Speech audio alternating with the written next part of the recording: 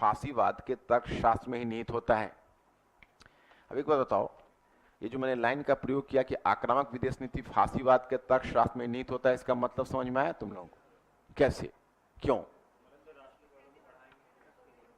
क्योंकि वो आक्रामक विदेश नीति के नाम पर ही जनता उसको मैंडेट देती है। जिस दिन वो सॉफ्ट हो जाएगा उसी दिन उसकी सरकार गिर जाएगी। तो इसने इटली की जनता को आश्वासन दिया था कि हम वो सेंट जर्मेन की संधि, सेंट जर्मेन की संधि याद है? सेंट जर्मेन की संधि याद है? क्या किसके साथ हुआ था? हाँ, तो उसी में इटली को जो कुछ मिलना था वो सेंट जर्मेन की संधि से मिलना था, और सेंट जर्मेन की संधि उसको मिला नहीं। तो उसमें एक तरह का आक्रोश है, असंतोष है। तो उसने जो वादा किया इटालियन लोगों के साथ कि हम सेंट जर्मेन की संधि के प्रावधानों को तोड़ेंगे, हम सेंट जर्मेन की संधि के प्रावधानों को तोड़ेंगे और हम अफ्रीका को तोड़ते हुए हम भूमध्य सागरीय क्षेत्र में और अफ्रीका में सैन्य विस्तार करेंगे।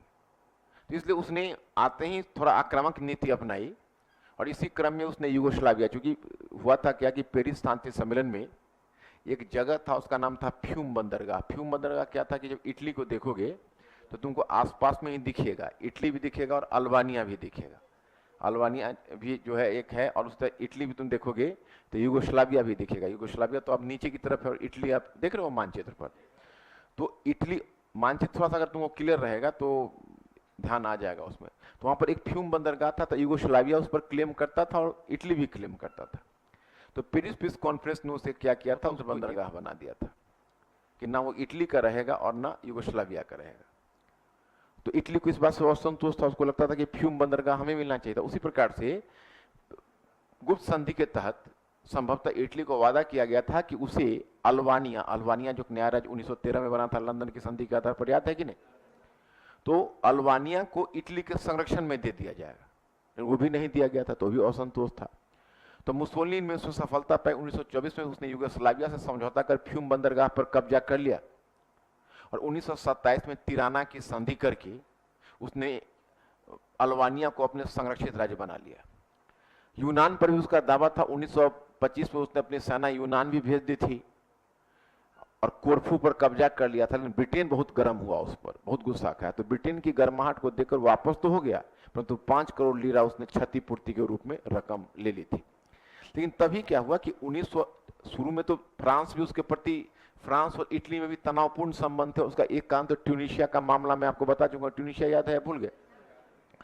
तो इसलिए दोनों के बीच मतभेद था। लेकिन तभी जब 1933 में हिटलर का उद्भव हो गया जर्मनी में, तो जर्मनी और इटली का लोकेशन देख ही रहे हो कि जैसे अगर मान लो ये फ्रांस है, तो ये अगर इटली है इधर, तो यही जर्मनी है, और इधर चेकोस्लोवाकिया देख रहे हो, और इसी के नीचे तुम देख रहे हो यहाँ पर सब उसी तरह से तुम देखते हो कि जो बाकी जो क्षेत्र सृजित हुए हैं, ये पोलैंड है ना? इस प्रकार से सारे क्षेत्र बटे हुए हैं। तो अब इटली यहां पर है, तो इटली फ्रांस के पड़ोस में है, जर्मनी के भी पड़ोस में है।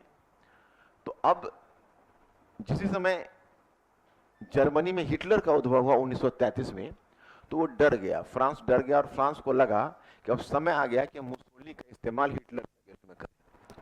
1933 में फ्रांस उसके प्रति थोड़ा फ्रेंडली हुआ, और फ्रांस ने 1933 में तुम देखोगे कि एक मुसोलिनी और लोवाल पैक्ट हुआ। उस पैक्ट के तहत, क्योंकि देखो फ्रांस के साथ पेरिस पीस कॉन्फ्रेंस में थोड़ा सा उसको कष्ट हो गया था। कष्ट ये हुआ था कि जब विल्सन महोदय थे, तो फ्रांस तो अपनी सुरक्षा को लेकर चिंतित था। तुम जानते हो कि सेडान के युद्ध के बाद जब जर्मनी का एकीकरण हुआ, तो फ्रांस अपने बल पर जर्मनी को नहीं रोक सकता था, और दोनों के बीच तीव्र प्रतिस्पर्धा और शत्रुता थी।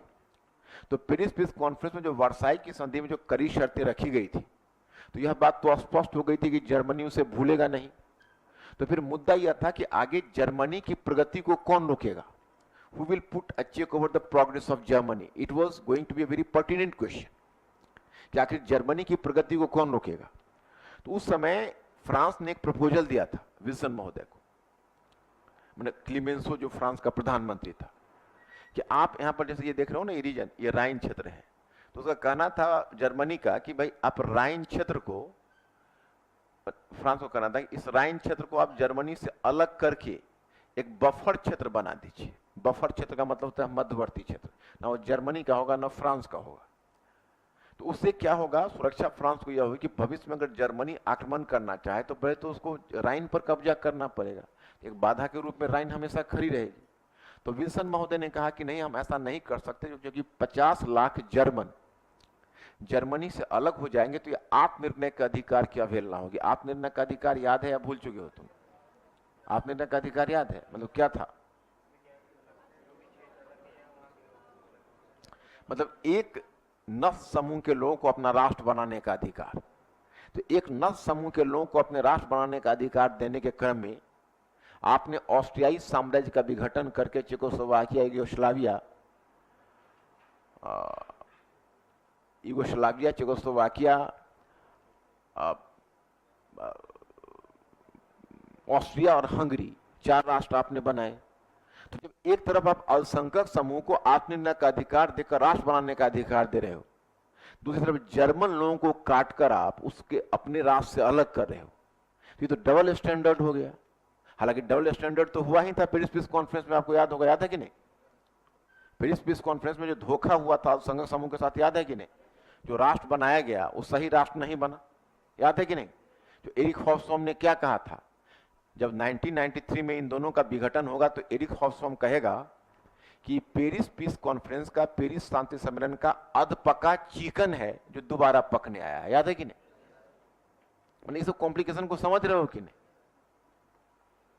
तो अब विल्सन महोदय ने कहा कि नहीं, हम उसको अलग नहीं कर सकते राइन क्षेत्र के, क्योंकि 50 लाख जर्मन अलग हो जाएंगे तो उनके आत्मनिर्णय के अधिकार के खिलाफ होगा। तो क्लीमेंसो ने कहा कि फिर हमारी सुरक्षा। तो विल्सन ने कहा कि आपको अपनी सुरक्षा की चिंता करनी नहीं है, हम हैं और ब्रिटेन है, हम दोनों मिलकर आपको संयुक्त गारंटी देते हैं सुरक्षा की। तो संयुक्त गारंटी देते हैं सुरक्षा की हम दोनों।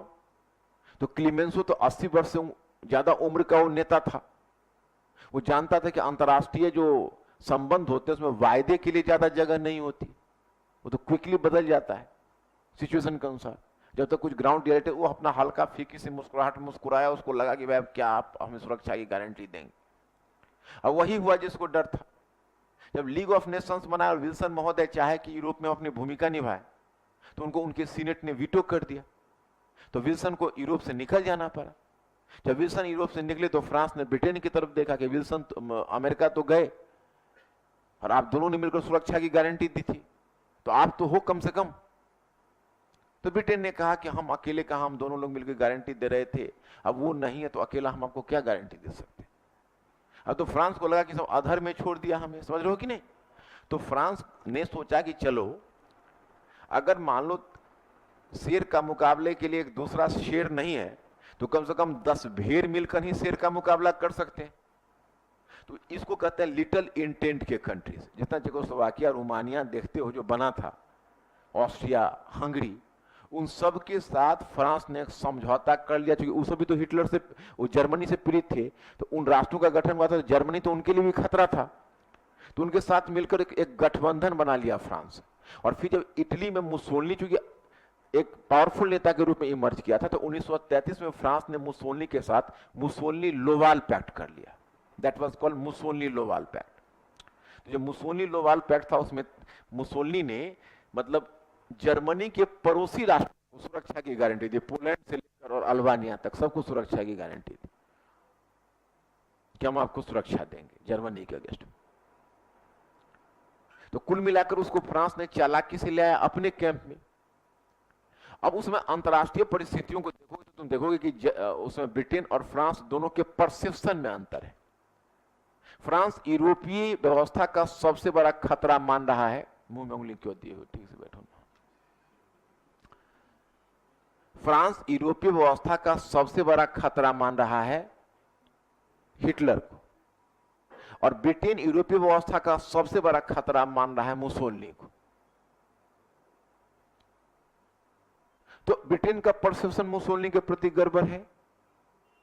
अब देखो मुसोलिनी चल रहा था, लोवाल मुसोलिनी पैक्ट हो गया था, मुसोलिनी ने गारंटी भी दी, लेकिन अक्टूबर 1935 में क्योंकि जब मंदी का समय आया तो आपकी मजबूरी है कि आप कुछ ना कुछ शैतानी तो करेंगे, क्योंकि आपकी अर्थव्यवस्था बचेगी कैसे। तो 3 लाख लोगों को सेना में रोजगार दिया, तो मजबूरी होगी आक्रामक नीति अपनाना। और उसी क्रम में जाके इथियोपिया पर आक्रमण कर दिया, तो उसको कस ब्रिटेन को हुआ। क्योंकि अगर तुम अफ्रीका का मानचित्र जो तुम लोगों ने देखा नहीं होगा, तो इथियोपिया पश्चिमी अफ्रीका में है कि पूर्वी अफ्रीका में है? कितने लोग पूर्वी अफ्रीका वाले हो और कितने लोग पश्चिमी अफ्रीका? पश्चिमी अफ्रीका एक दो थे भी पहले, वो भी देखेंगे पूर्वी में ज्यादा भीड़ है, तो क्या पूर्वी या पश्चिमी? अच्छा, पूर्वी में इथियोपिया मतलब किधर? मिस्र के आसपास तो नहीं है? माने मिस्र के आसपास हुआ ना लासा। और मिस्र किसका उपनिवेश है? इतना टाइम लगा। स्वेज नहर का नाम सुना है? स्वेज नहर पर किसका कब्जा था? अरे फ्रांस का तो बाद में हट गया ना, वो तो ब्रिटिश हो गया था ना। बनाया तो फ्रांस ने था, लेकिन gradually France lost it, then it fell directly under the control of Britain. तो स्वेज नहर किसकी कॉलोनी थी? ब्रिटेन की कॉलोनी थी। तो अब बगल में, क्योंकि मिस्र बड़ा इंपॉर्टेंट था, और मिस्र का इंपॉर्टेंट होने की एक वजह तो तुम जानते हो कि भारत के रास्ते में पड़ता था, और स्वेज नहर का मतलब है कि पूरा उस रूट पर ही कब्जा ब्रिटेन का था। तो मिस्र के बगल में इटली की हरकत ब्रिटेन की चिंता का कारण था। तो ब्रिटेन ने इसको बड़ी गंभीरता से लिया, तुरंत लाया मैटर लीग ऑफ नेशंस में, और लीग ऑफ नेशंस ने तुरंत एक प्रस्ताव लाया, इटली को बैन किया और उस पर आर्थिक नाकेबंदी लागू कर दी। आर्थिक नाकेबंदी जब इटली पर लागू किया तो फ्रांस बेचैन था। फ्रांस को सॉफ्ट कॉर्नर था, जैसे आपका कोई मित्र कोई समाज विरोधी काम कर देता है और पूरा समाज उसके अगेंस्ट में वर्डिक्ट लेता है, तो समाज के एक रिस्पॉन्सिबल प्राणी होने के नाते आपको भी वोटिंग करनी पड़ती है। लेकिन मित्रता के लेकर दर्द भी होता है, और मित्र आपसे नाराज होता है तो आपको बेचैनी भी होती है, लेकिन आपको करना पड़ता है। तो फ्रांस को लोबा, इटली से मतलब दोस्ती होने के बावजूद फ्रांस की मजबूरी थी, because France was a responsible power. अगर यूरोपीय व्यवस्था टूटती है तो सबसे अधिक खतरा तो फ्रांस को ही है। आज मुसोलिनी तो कल हिटलर, और आज अगर ब्रिटेन के साथ नहीं खड़ा होता है फ्रांस, तो कल जब हिटलर उस पर चढ़ेगा तो कौन खड़ा होगा उसके साथ? तो उसने वोटिंग कर दी फ्रांस ने मुसोलिनी के अगेंस्ट में। तो कभी कभी इंडिया को वोटिंग करना पड़ता है, उधर इजराइल के अगेंस्ट में तो करना ही पड़ता है। बेचैनी होती है थोड़ा सा, इजराइल भी उधर हाथ हिलाता है इंडिया, क्योंकि अनकंडीशनल सपोर्ट भारत को आज तक इजराइल से ज्यादा किसी ने नहीं दिया हो, लेकिन भारत फिर भी अपना हाथ बचाता रहता है कि आप अलग ही रहिए थोड़ा सा। एक बार पूछा भी था यूपीएससी में क्वेश्चन कि क्या इजराइल भारत का स्वाभाविक मित्र हो सकता है?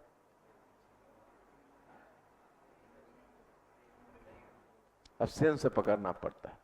तो इसलिए मैं कहता हूं ना, कॉन्सेप्ट सर्वोपरि है।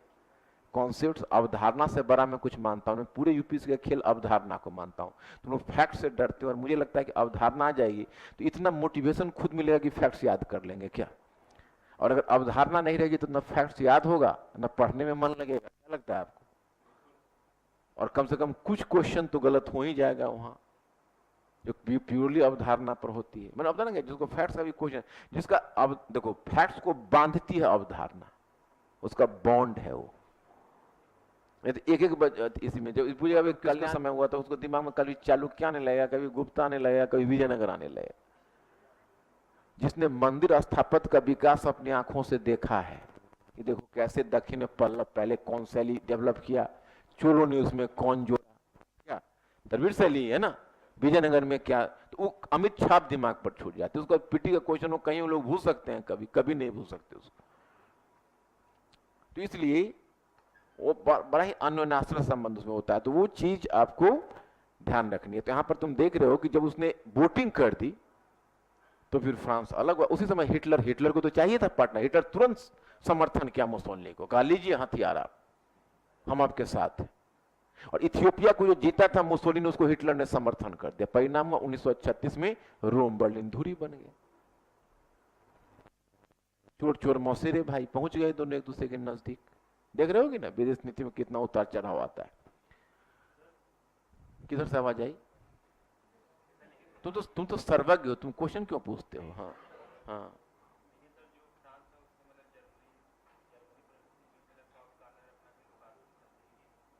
कौन? लोकार्नो की संधि किससे? किसके किसके बीच लोकार्नो की संधि किसके किसके बीच हुई थी? जर्मनी और फ्रांस के लोकार्नो की संधि हुई थी। लोकार्नो कहाँ पढ़ा है, पहले ये बताओ, सोर्स बताओ तुम। नहीं, कहाँ पढ़ा है, कहाँ पढ़ा?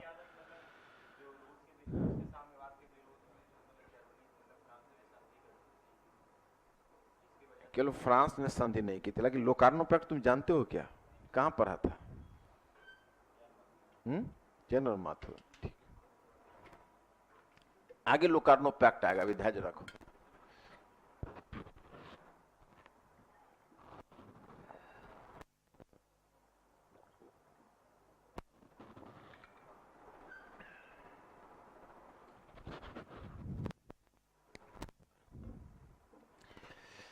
तो आते हैं फिर, इसको आगे बढ़ाते हैं, कहां पर है?